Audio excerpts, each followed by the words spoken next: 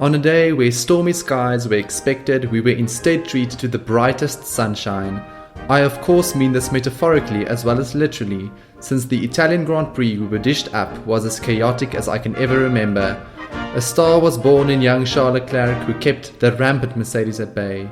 A star fell further as Sebastian Vettel has upgraded to spinning without incitement or reason. But all in all, a wonderful Italian Grand Prix that showcased exactly why we watch the sport and why Ferrari is still the soul of Formula One.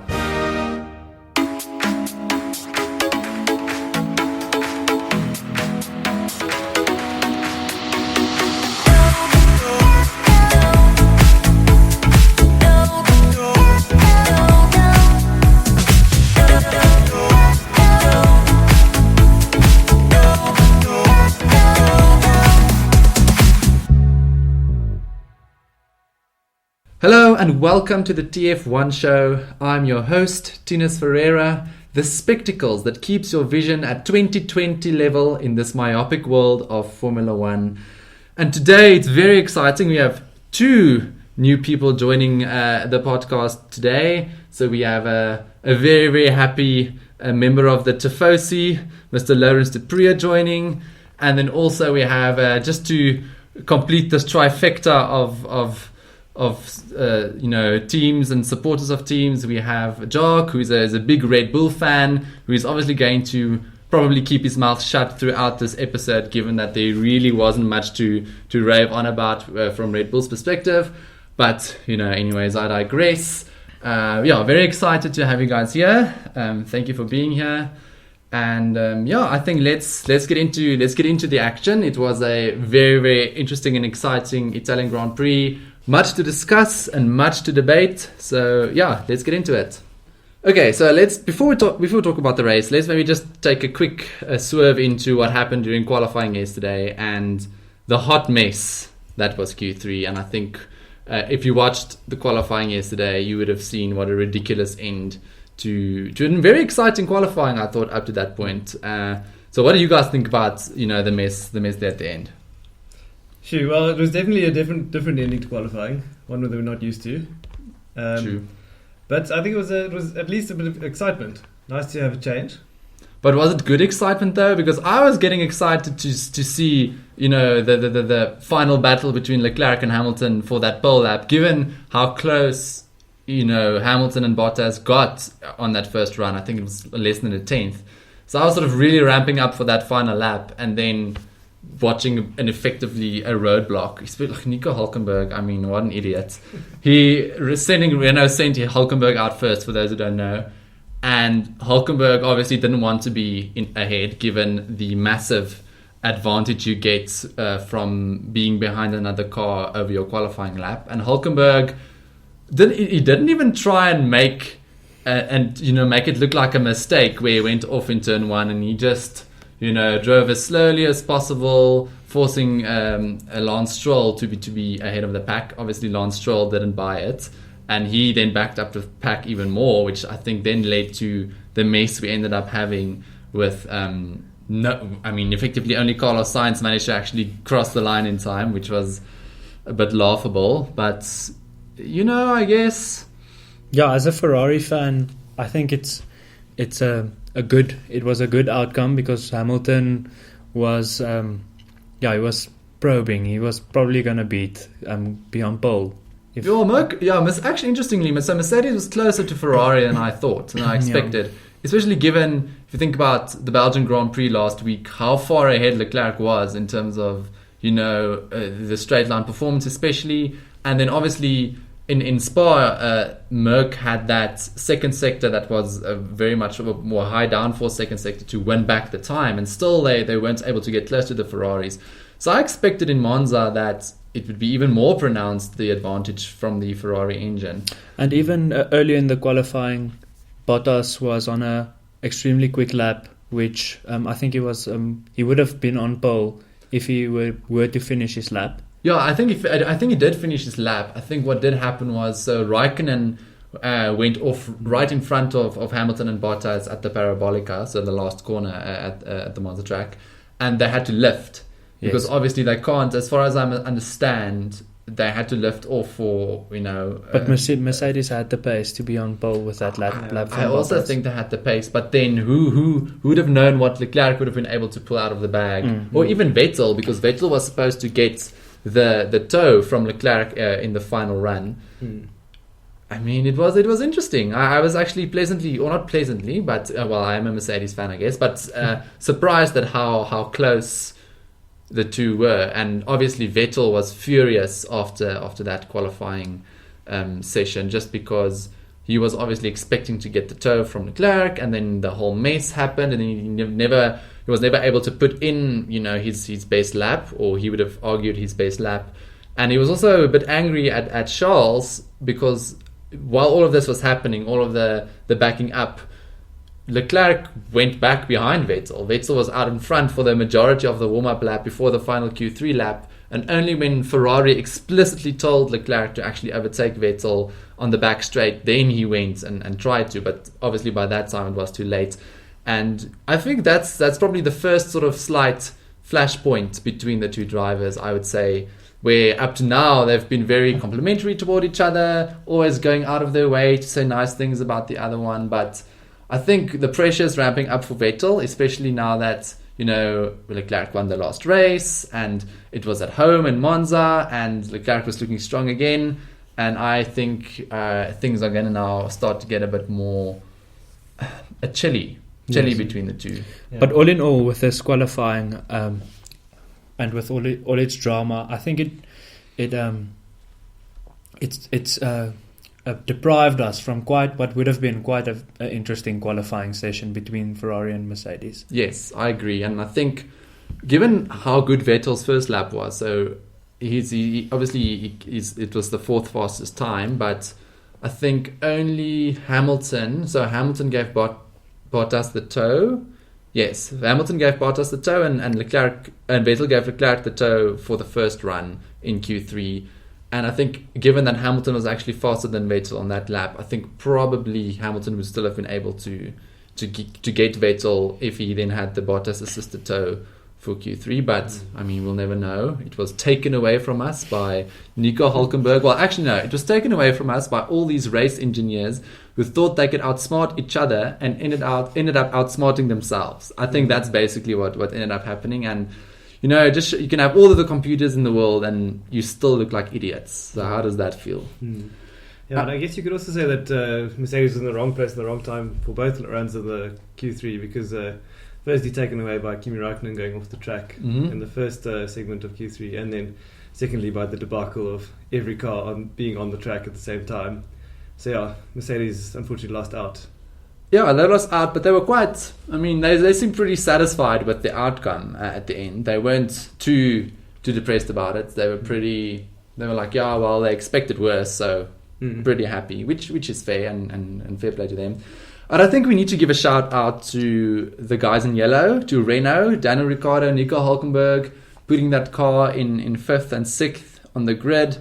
I was astonished. I sort of expected them to do well, given how well they did in Spa last week, but how close they got. I mean, in Q2, Ricciardo was doing faster lap times than Sebastian Vettel, and I was thinking, good grief, I mean, how embarrassing would that be for Vettel? But yeah, I think we need to give them a compliment. Yes. Whether this is going to be a continuous thing or whether this is more of a track-specific occasion, it remains to be seen. Yeah, there was definitely a few Clio and Megane owners that washed their cars outside of their homes this morning before the race. Yeah, I think if you own a Renault Clio, I mean, it must be the most excited you've ever been owning that car. So how exciting for you. And I think the last thing I want to say about qualifying before we move onto the race is that rear wing that Red Bull had on. Like, why did they even bother putting on a rear wing? Because that thing is just a plank. It's literally a plank a horizontal plank that they put at the back of their car. I mean, why do they even open their DR? Like, when they were using DRS, what's even the point? Yeah, Red Bull ran the whole race in DRS, basically. Like, how do you feel? How do you feel about Red Bull's qualifying strategy with that rear wing? Well, I think because Red Bull's car is so set up for high downforce that they just had to make whatever concessions they could, and the rear wing was where they had to go for it. I think they were probably hoping that, like, in terms of the front wing and the underbody downforce that the car can generate, which is obviously probably the most next to Mercedes on the grid, and then that would maybe compensate through the chicanes and through Parabolica. But yeah, and I think we'll talk about it a bit more when we talk about them in the race, but I think they slightly missed the mark here, Red Bull. Obviously, it was never supposed to be their best weekend, but yeah, things I don't think worked out for them the way they wanted to. But okay, so let's talk about the race, and we'll have to start with the victor, Charles Leclerc. What a performance, what a day. I mean, the podium was rocking. It was, a very impressive performance by the young Monegasque. I don't know what you guys thought. I thought it was quite impressive. He had a few nervous moments, I would say. He obviously had that Lewis Hamilton hounding him from lap 1 right up until, I think, with about 10 laps to go, without ever letting up. And he had a bit of an incident at turn 1 where he locked his brake, and then I thought for a moment that was the race. But he got through in the end. Can you guys believe it? Yeah, that was impressive. And it really well deserved, especially after last weekend's win, which was a bit of a sad mark, I think, in his career after losing a fin like that. I think this is the victory he really deserved. Really a good, easy to celebrate victory. Yeah, I think this was basically the opposite. The podium was basically the opposite of what it was last week, where last week, obviously, it was very subdued, very sort of nobody celebrated, and then this week was the biggest celebration of the year. Yes, I think Leclerc is gonna buy some strepsils after that celebration. Yeah, I mean, you hear him over the radio. Yeah, he's not gonna have a voice for quite a few days, but then at least I don't think he's probably going to be too drunk to speak in any case. So yeah, I felt he drove very well. I think he's actually, interestingly, so if you followed the telemetry, if you followed the his lap after lap, I think like the first 15 or 20 laps, and I mentioned this about Hamilton when he was doing that drive in Hungary a few weeks ago. But literally every lap was a 129.9, 129.9, or 124.9, 125, 124.9, 124.9. It was consistent as you can get, and it just never allowed Hamilton to get close enough, especially in that first stint, to even get into DRS range. And then only when he made his pit stop, when Hamilton made his pit stop, and then Leclerc after that, they closed up a bit due to the undercuts. But I quickly want to talk about sort of the two flashpoints, if you can call it that, of Leclerc's race. The first being, where I think it was right after the pit stop, a few laps after the round of pit stops, where Hamilton got extremely close out of the turn 1, turn 2 chicanes, and then had a really good run on Leclerc into turn 3, where Hamilton switched out and onto the outside, and then Leclerc was, let's say, robust, I think is the word in his defense, where he very much almost closed the door in Hamilton's face. I think. What do you guys think about that? Let's before I give you guys my opinion. Well, I think the way Leclerc dominated that position made me. He convinced me to have some pizza takeaway for tonight. Okay. I feel it would have been wrong if he just gave away the victory by letting Hamilton. What did the guy call it? Allowing Hamilton to slingshot through, because there's no way you can overtake there. Well, Hamilton overtook Vettel there last year. Yeah. I mean, didn't you see Vettel spin? It was the quintessential Vettel spin. Yeah, but not on the outside. It was on the outside, yes. It was, but to be honest, I think Vettel, obviously that was a bit different circumstances where Vettel was a bit more forgiving. Yeah, and in terms of the entry into the corner, and Charles gave no space down. Yeah, Charles was staying over his dead body. Yes, but I think I'm very supportive of hard racing, and that was perfect. I wasn't giving anything to Hamilton there, and I think that's fair. He had the racing line, so you could go for it. Yeah, that was just hard. When I was watching it, I was like, oh, that's probably going to be a penalty. They gave him a black and white flag for unsportsmanlike driving. That was the official terminology that they used. And interestingly, so after the race, they asked, a few people asked Michael Massey, the race director, about it. And he said, given, and I don't know if you guys remember, but last year in Italy as well, something very similar happened between Verstappen and Bottas down into the run into turn 1, where Bottas was also in the slipstream of Verstappen, and then Bottas switched onto to the outside, and Verstappen effectively squeezed Bottas off into the grass, and Verstappen actually got a penalty for that. And then people were asking, listen, given Verstappen got a penalty for that last year, why didn't Leclerc and I thought an even more forceful move, why didn't get a penalty? And Michael Massey basically said, well, the teams asked for a bit more, leniency when it comes to judging these moves, and that's therefore why they decided to employ the black and white flags more consistently, which I feel is fair. I think that makes sense given the incidents we've had this year, and obviously the whole drama about Canada. I think that's sensible. Yeah. Okay, talking about the drama in Canada, let's talk about the other man of the moment, but in a very, very bad way. Leclerc's teammate, Sebastian Vettel, obviously didn't have the best day yesterday in qualifying, and then briefly lost a position to Ricciardo at the start of the race, which wasn't great for him, but he got it back quite quickly on the straights. Just, crazy straight line speed that the Ferrari has, but let's leave that there. Then he managed to spin all by himself. This time it wasn't even in combat. It wasn't even, when he was under pressure from Hamilton or under pressure from Verstappen. He just lost the rear, he said, and he couldn't catch it. I'm slightly lost for words because he is, as people keep pointing out, a 4-time world champion. And we know that the car isn't to his liking this year. He likes a more stable rear, but that's not an acceptable mistake, is it? No, he's had a year now, almost a year, to get used to his car. A 4-time world champion should really not be able to make mistakes like that. It's a real shocker.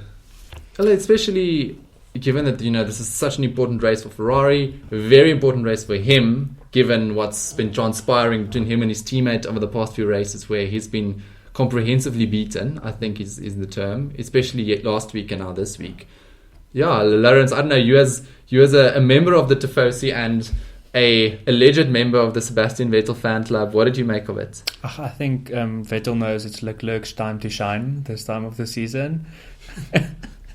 And I don't think I want to comment too much on what Vettel did now. Is it you don't want to incriminate yourself? No. Yeah. Fair enough. I don't think there's too much I want to add. So on to the next point. Well, surprisingly, the next point is about Vettel's unsafe re-entry onto the track, given that he spun out the way he did. I think he dominated the racing line there. Yeah, he had the racing line from the grass. Yes, I think that makes complete sense. Yeah, all joking aside, the way he re-entered the track, and I think it was a surprise as well. The pace Stroll had surprised him, because I think when he saw Stroll coming around the I was like, Stroll isn't going to. It's just impossible for Stroll to be going quickly. Here's my gap. Oh gosh, yeah. And then obviously for those who didn't watch it, but I'm sure you did, Vettel then rejoined the track right into the path of Lance Stroll. Stroll then tried to take evasive action but clipped Vettel's front wing, and then Stroll went off into the gravel on the other side. And then Stroll tried to re-enter the track, and then poor Pierre Gasly. Why does it always end up being poor Pierre Gasly? Yeah. I think we can start a clothing line and we can call it Poor Pierre Gasly. Yeah. Because then Gasly had to take evasive action, and that was just so dangerous, especially given what happened last week. Vettel, I don't know what he was thinking. He had to realize that obviously he was desperate to make amends for his quite frankly disturbing mistake, but I don't think what he did there was right. And they obviously gave him the most serious serious penalty that they can impart on a driver other than a black flag, i.e. a disqualification. And I feel it was justified. Even slightly I feel a light punishment, because something like that, that can become a horrific accident. At that speed where he went off. So yeah, I think in terms of Vettel's race, he must be so upset. I think he will be devastated given he had the car. He had the car. He was at Monza. And given it happened last year. Last year, again, I mean, after the heartbreak of last year. And Monza is the place where he won his first race with Toro Rosso. So Yeah. I think Monza must hold a lot of special memories for Vettel, and it must be tough for him to now finish a race like he did today. And especially given how long has he now been at Ferrari? Since 2015. So it's now the 5th year that he's had the opportunity to win at Monza in a Ferrari. And then his teammate comes in. And it feels so awkward if someone other than Ferrari wins at Monza with a sea of red, basically, at the podium ceremony. It just felt right when Leclerc stood on the podium on the top step. Yeah, absolutely. Today. And I think, I mean, how much it hurt for him that he hasn't been able to win there for 5 years, and then his teammate comes, first year in Ferrari, goes and first thing that he does is wins an incredible race in front of such a crowd at the 90th Ferrari anniversary celebrations. That was like, I mean, the amount of body blows that must be to Vettel. In one race, he is now the Ferrari favorite driver. And he lost his championship lead over his teammates. So Leclerc is now ahead of him in the championship as well. So I don't know, guys. Who do you think? Is Leclerc going to be Ferrari's number one now for the rest of the year? What are they going to do? Well, if there was one thing he could have done right in the season was win at Italy. Yeah, bring a win home for Ferrari at Monza. In Monza, and he did that. No. Vettel's really going to have to put in a hard push the rest of the season to claim back some of his I don't know. I feel it's too late now for this year because we've been saying this now since probably Silverstone, where he drove into the back of Verstappen. And every time we're like, okay, now Vettel needs to get himself into gear. He needs to right the ship, and the ship, I mean, it's now probably sinking. I don't think it's been righted at all. And I think they're probably going to be diplomatic about the fact and say no, but it's still two number one drivers. But if I were Ferrari, I would be. You would give Leclerc the benefit of the doubt now. He's delivered 2 wins for them, 4 pole positions. I mean, Vettel has 1 pole, 0 wins. He would say no, but he won Canada. He didn't win Canada. He made a mistake. Yeah, next year is going to be very tough for Vettel if he stays. You'll probably stay, but yeah, what do you guys think? At one stage, well, when Vettel was at Red Bull and when Vettel did well at Ferrari, let's say a year and a half ago, until a year and a half ago, I could not imagine that he would make the silly mistakes he has done in the past season and a half. I mean, Pastor Maldonado would have been embarrassed of today's mistake. Yeah. It's a rookie mistake. I don't think you can call it anything else. And the fact that it was made under, I wouldn't say it was made under pressure. No. It was a racing lap. He was catching up to Bottas. No one was behind him. He had a Renault behind him who was obviously slower. So yeah, no, Vettel's the ultimate spin doctor at the moment. And yeah, I think he needs to pull some rabbit out of some hat for the rest of the year. Otherwise, 2020, apologies, is gonna be Hamilton versus Leclerc versus Verstappen for the championship. I don't think. Yeah, on current form, Vettel wouldn't have been able to fight for the championship even if they had the car, I think. So, yeah, interesting times. And I think, unfortunately for Ferrari, barring any incident or unfortunate reliability issues, probably the last win they're going to get this year, given the tracks that are awaiting us, except obviously if they make some gains in performance or in aerodynamics. But yeah, I mean, what a sign of, if this was their last victory of the year, best place for them to do it. So I think wonderful day for Ferrari and for our boy Charles Leclerc. And yeah, it was just very nice to see, especially given what happened last week. Okay, let's move on to Mercedes. I'd say they'd probably leave this weekend happy. I think they expected to be further behind, especially in qualifying, and then in the race, obviously they were close. They got second, they got third. increase their lead in the Constructors' Championship over Ferrari and Red Bull. Good day at the office for them. What do you guys think? I think it was good in that Mercedes' strategy worked out that both the drivers could had a good shot at trying to get past Leclerc. There was no fights between who had to give who space to go forward and so on. So I think it was good that the strategy worked out that way for Mercedes, and they were for a majority of those very close to getting past him.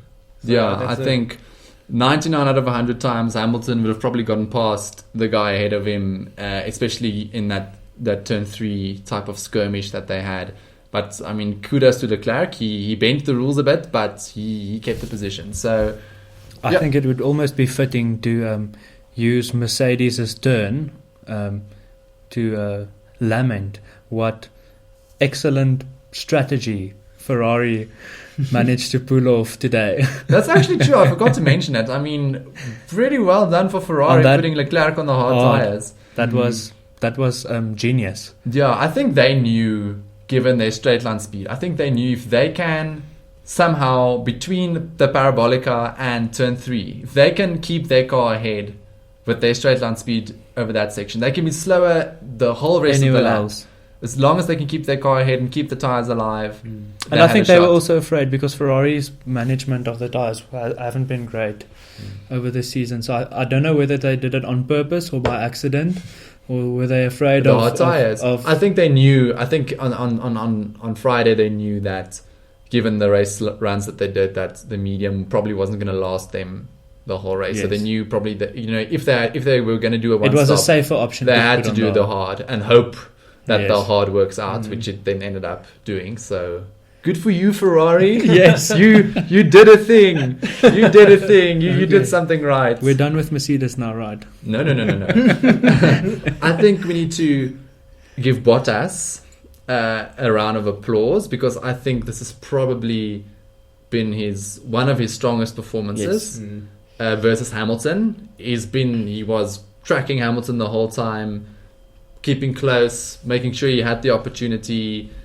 He didn't fall away like he tends to do, especially later on in the season. Qualifying, he was close as well. Probably would have gotten pole if it wasn't for Kimi Räikkönen's off. So good performance by him. I think it helps that the pressure's off now that he has the contract extension for next year. Yeah.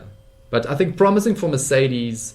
I still think Bottas still needs to be a bit more decisive when going for overtakes, or when chasing another driver, because I think as soon as Hamilton had his lockup and his tyres was basically finished, I think Leclerc breathed a lot easier, because I think it was always going to be a longer shot for Bottas to pull off the overtake. I don't know about you guys, but when Hamilton's challenge faded, I knew that Leclerc was going to win. It's almost as if Bottas doesn't have that killer instinct that some of the better drivers have. Like if Verstappen or Hamilton was behind him, you would be nervous. But with Bottas, I was never too worried. Well, I think he needs to channel his inner Bottas of the beginning of the year.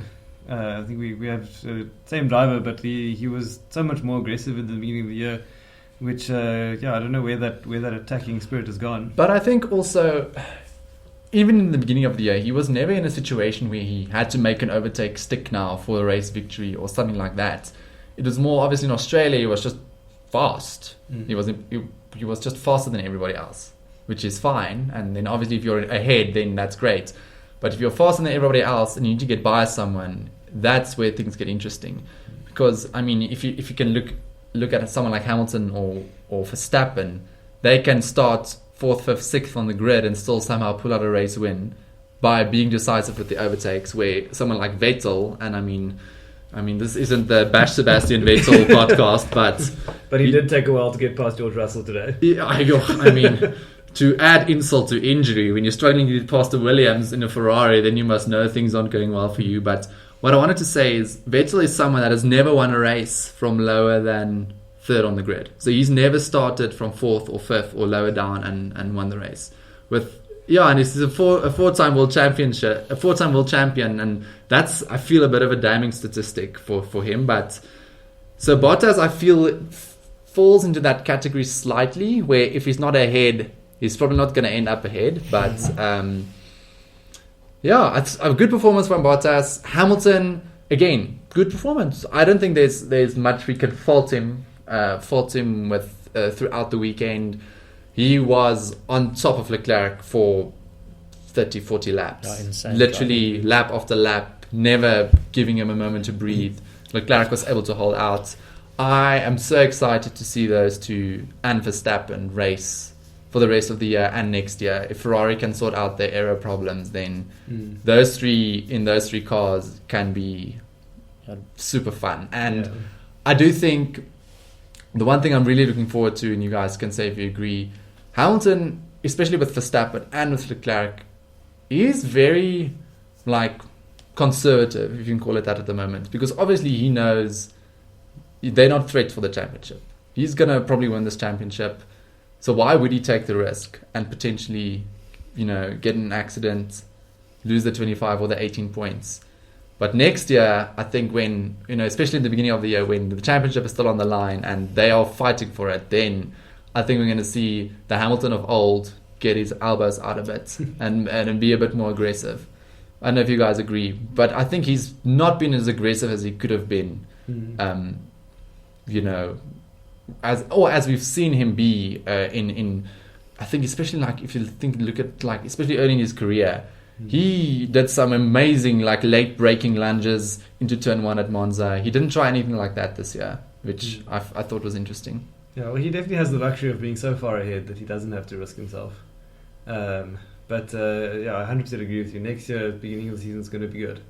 I really hope Ferrari must just sort out their aerodynamics. Red Bull is already, I think, on top of theirs. Mercedes obviously is the class of the field still in terms of package. If we can get those three cars close together, next year is going to be a cracker with Leclerc, Verstappen, Hamilton, and then their wingmen Vettel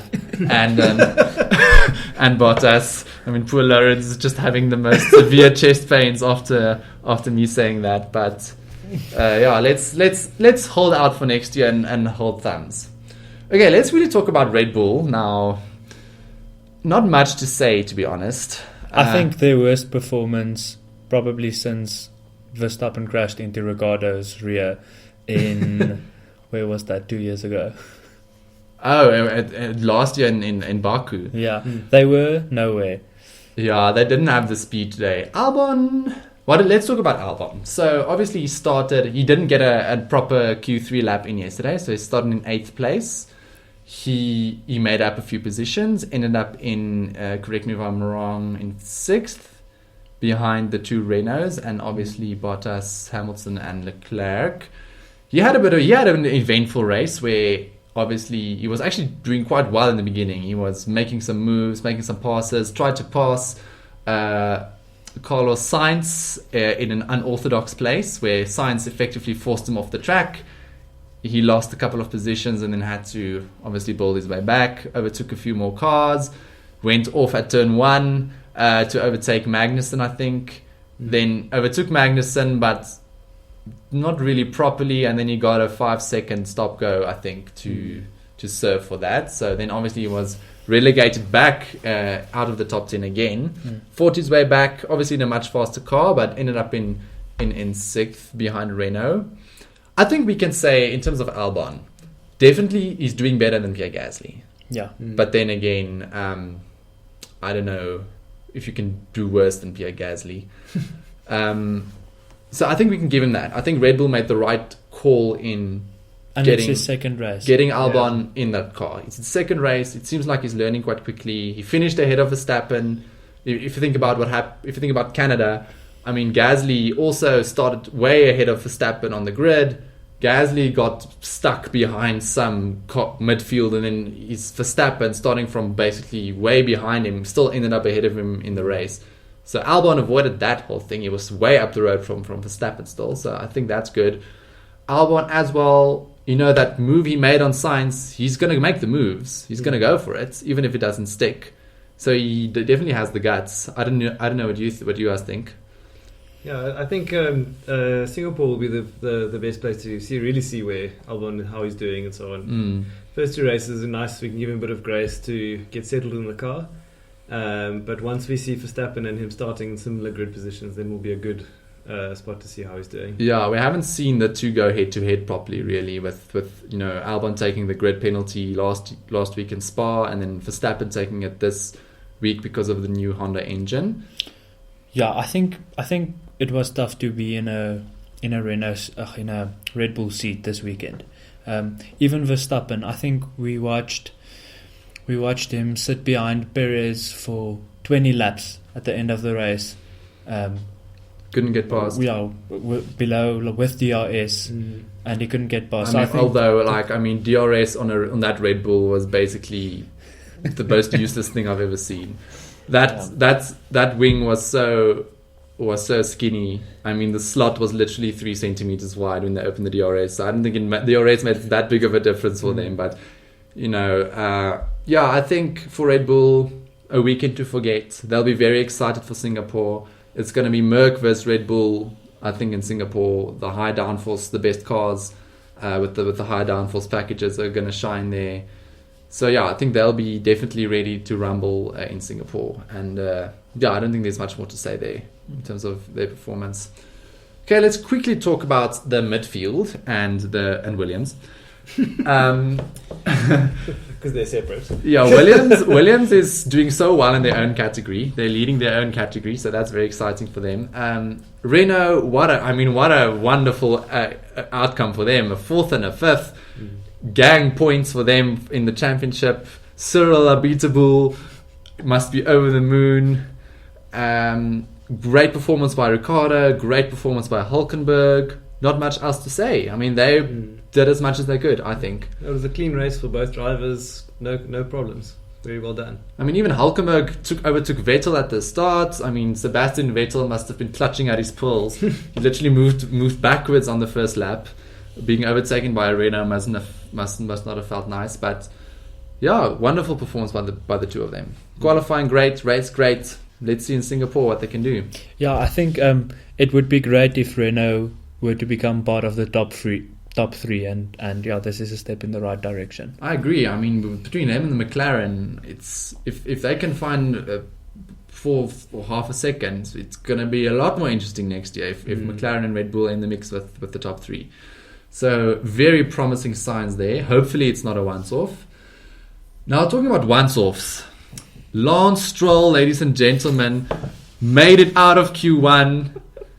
He made it out of Q1. He was in Q3. The world was aghast and the world was shocked because the slowest man in Formula One over one lap was in the final lap shootout. So, I mean, that must have felt good, right? I think if it wasn't for Sebastian Vettel's antics at the beginning of the race, Stroll might have scored good points. Yeah, that's a massive shock. Probably the shock of the weekend. What him making Q3? Yeah, I couldn't believe it. I was, to think all of that, and then what Q3 is going to be remembered for is the big hold up at the end, and not Stroll putting in the qualifying performance of his life. What more can you say? Yeah, no, it's unfortunate for him that the incident with Vettel did happen. I mean, still managed to finish 12th, but perhaps could have done even better, maybe even 6th or 7th. Yeah, so I think some opportunities lost there. I mean, especially given that his teammate was again able to outscore him. Sergio Perez, the Sunday afternoon monster, always scoring a point when you least expect it. He came in 7th place, so a good solid performance by Perez, especially considering his engine blew up yesterday. He started from way behind everybody else, so well done to him. Yeah, and he kept out Verstappen. He kept Verstappen at bay, and I do think Perez is probably, along with Hülkenberg, Hülkenberg isn't that underrated anymore, but he's very underrated as a driver, as a race driver. That's good. I mean, he's qualifying, he was always losing out to Hülkenberg and Ocon when they were teammates, but his race performance is always excellent. So good job, Sergio Perez. And let's talk about McLaren. Obviously, you can't say good job, McLaren, for what they did to poor Carlos Sainz, who was, again, he's the other Sunday afternoon monster, actually, Carlos Sainz. He's always there up front, putting in such strong performances in the race.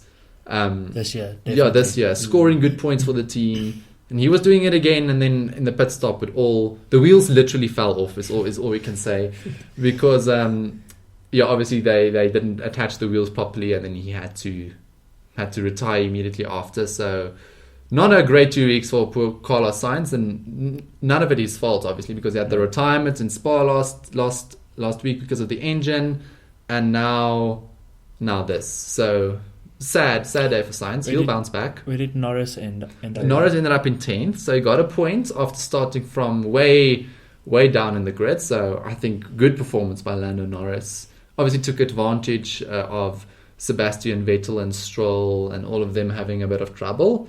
But yeah, he scored a point, and I think he'll be satisfied given that he had to take the engine penalties.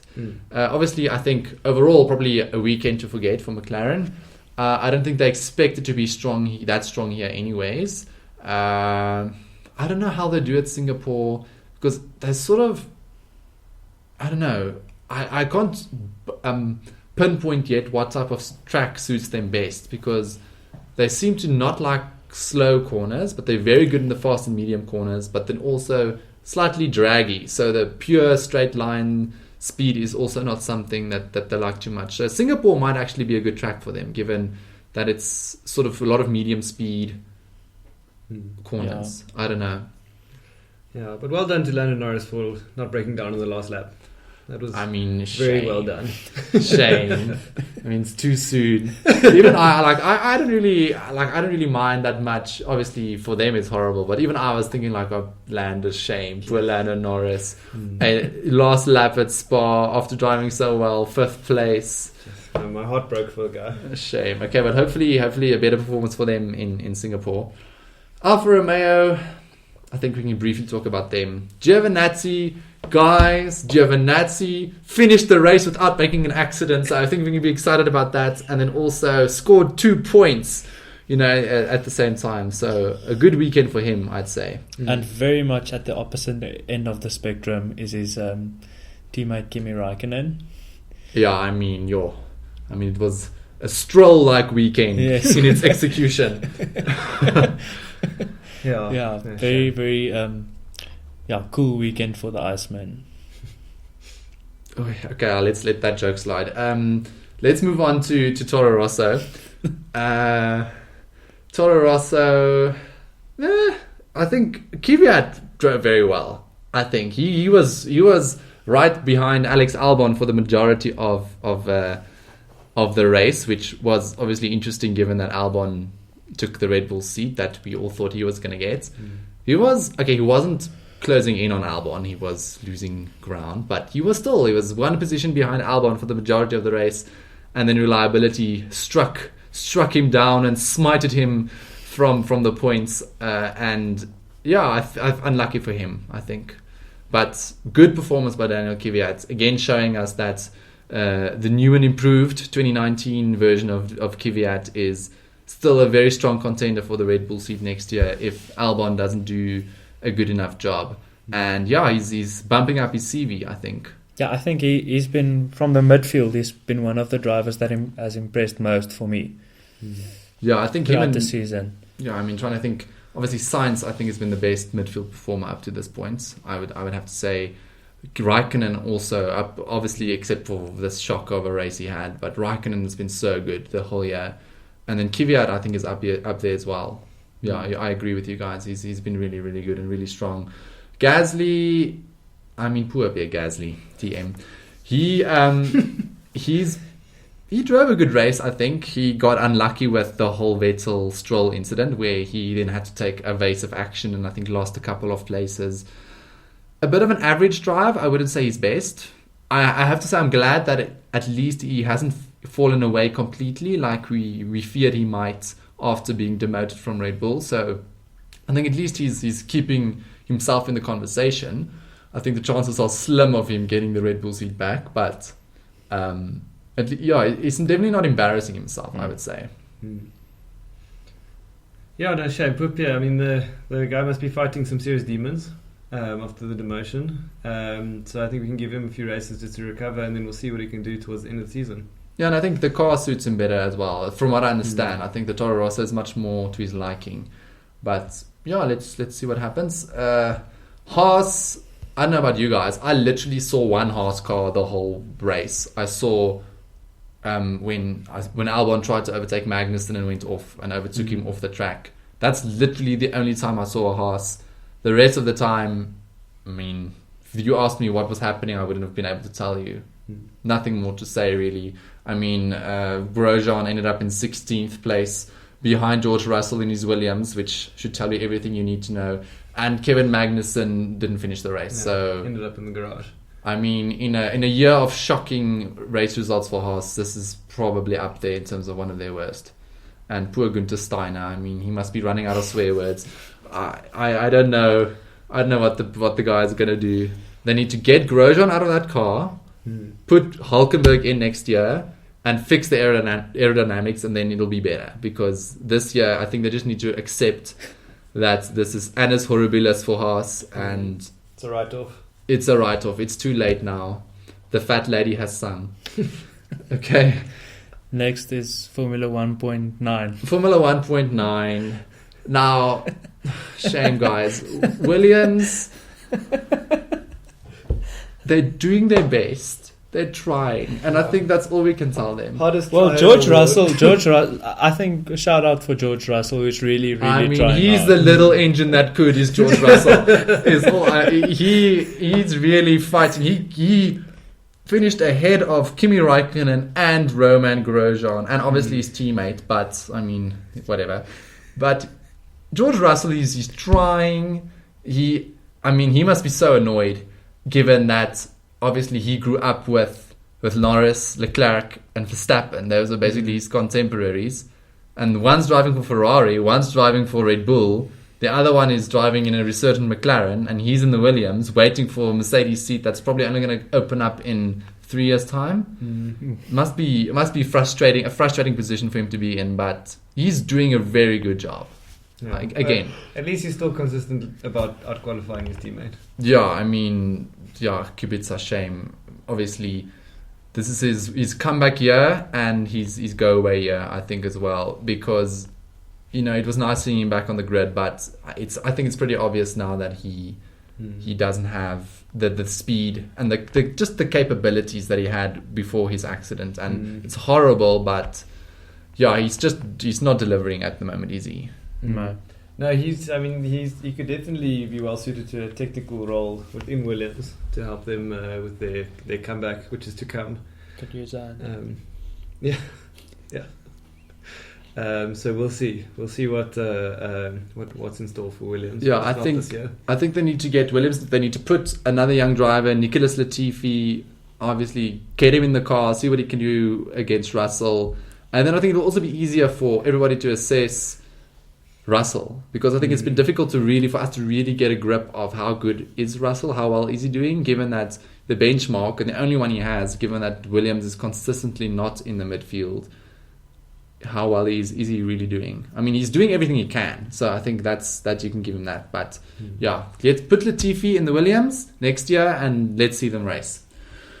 Okay, and I think, well, we've now discussed all of the teams quite comprehensively, so thank you guys for that. In terms of general thoughts of the Grand Prix, I think it was brilliant. It was so fun to watch, and obviously just where Formula 1 is at the moment, it's now been since France was basically the last boring Grand Prix we've had. Each and every one since then has been gripping in a completely different way, and it's been so nice seeing. I mean, we saw Verstappen, Leclerc in Austria. We saw the two Mercedes fight, and Verstappen, Leclerc again at Silverstone. The chaos that was Germany. Hamilton against Verstappen in Hungary. Hamilton against Leclerc in Spa, and then here. It's been so fun to watch. I don't know about you guys. It's been refreshing to see that Mercedes only won one race in the last 4 or 5. 5 races, so that there is a bit of a competition still going. Yeah, I think it's brilliant. I think next year, if we can keep this up, next year's season is going to be fantastic. I think. Yeah, what's been nice is it's not just the first 3 teams that's been super competitive, but the whole midfield has really upped their game as well. The midfield has been incredible, actually. I mean, how close it's been between them in qualifying, and how you can literally one mistake and you fall from 5th right up to 14th place without really doing much wrong. I think it's been a very positive year for Formula One in general. People like to complain, and obviously there are things to change. The cars, you can see just how long Hamilton struggled to follow Leclerc the whole time, and obviously his tyres got eaten up. It would have been really nice if Hamilton had a bit more to give in terms of his tyres, if he was able to hound Leclerc up until the end. But yeah, I think we are definitely complaining in a very positive position still. So hopefully Singapore maintains the trend. I think it could. Difficult to overtake there, but qualifying is always interesting, and that just gives the drivers even more motivation to maybe make a bit more of a daring move, given that they are now a bit more lenient with the overtaking. So yeah, exciting times. Okay, I think on this note, let's move on to the TF1 awards for the Italian Grand Prix, and let's cue the music. Now, the Pastor Maldonado Award for Most Dunderheader Deed, I was ready to give it to the 9 drivers holding up everybody in Q3, but we have to say Sebastian Vettel exceeded even my wildest expectations, and he did an even worse job. What do you guys think about that? I think we can move on to the next point. No, well, look, when you hit the apex so well, you just want to go and check it again. You can blame the... Yeah, I mean, I guess congratulations to Sebastian Vettel. I think he's definitely been the person that's received this award the most frequently this year. So I mean, he's on a hot streak there at least. Now, the Lewis Hamilton #Blessed Award for luckiest driver surprisingly goes to Sebastian Vettel for not getting a black flag after rejoining the track in the way he did. So only getting a 10-second stop go, I think, was quite fortunate from his perspective. Although he now has 2, I think, additional penalty points, which means I think if he gets 3 more penalty points before the end of the year, he actually gets a race disqualification. So that's an exciting time for Vettel ahead, to add insult to injury. And then lastly, the Nico Hülkenberg Podium Award for unluckiest driver has to go to poor Pierre Gasly. Just when you think he's on the up, fate gives him a massive slap in the face in the form of a bright pink Lance Stroll cutting across his front wing and ruining his race. I think we can give a round of applause to our award winners for this weekend. So congratulations to everybody. And then I think we now need to ask ourselves, will Red Bull bounce back in Singapore? Will Leclerc ever pay for anything in Italy ever again? Will Sebastian Vettel survive the inevitable alcohol poisoning he will subject himself to? And then, I mean, despite his horrible performance this weekend, could this be Kimi Raikkonen's favourite weekend of the year, given that he probably wasn't interviewed once after the race? As always, much to ponder. And ladies and gentlemen, that's it from the 3 of us today. Thank you so much, Lourens and Jacques, for joining me. It's been an absolute pleasure, and hopefully I'll have you guys on sooner rather than later. I think, and if you guys enjoyed the episode, as always, please leave a comment or pop a rating there, and on whichever podcasting platform you are listening on. And if you really, really like the episode, or if Lourens's dry humor or Jacques' dulcet tones inspired you to become a better person, hit the subscribe button to listen to us talk for hours upon end in the future. And then lastly, you can follow me on social media, where my handle is on Twitter @TF1 Show and on Instagram @the TF1 Show. It's been an absolute pleasure. Congratulations to Charles Leclerc, and I can't wait for the Singapore Grand Prix in 2 weeks' time. Bye.